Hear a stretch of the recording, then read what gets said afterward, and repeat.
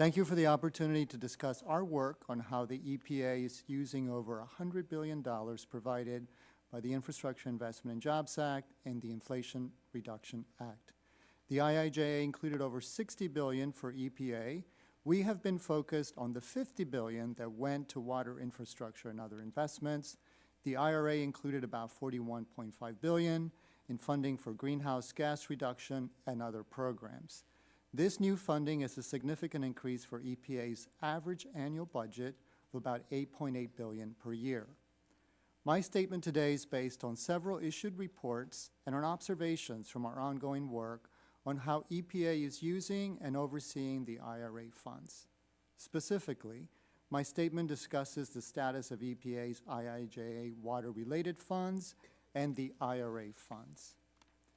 The IIJA provided EPA with over $43 billion for state revolving funds and an additional $7 billion for other water-related investment.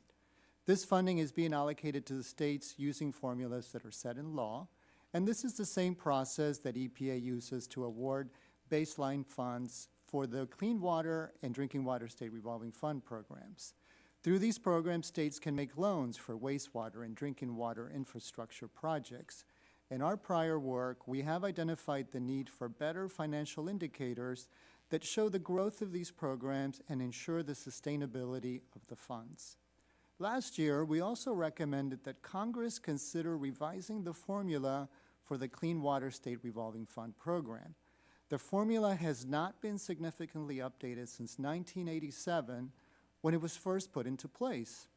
A revised formula would better align with the program's goals, and a panel of experts we convened recommended a formula that is based on states' clean water needs, as well as population and poverty would be better.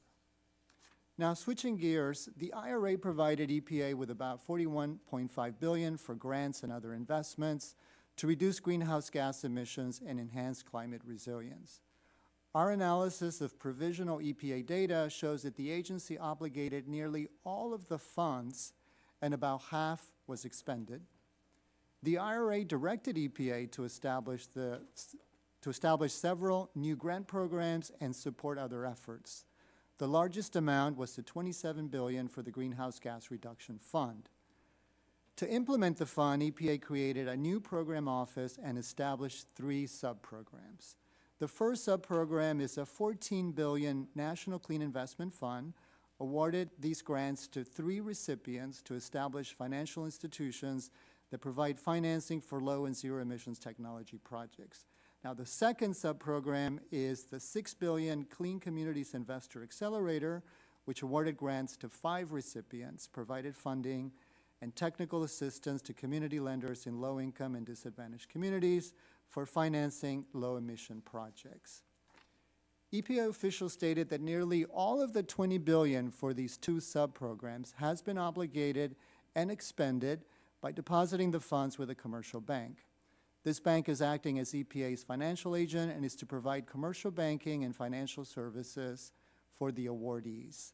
While financial agents have been used in other parts of the federal government, this differs from EPA's customary funding model.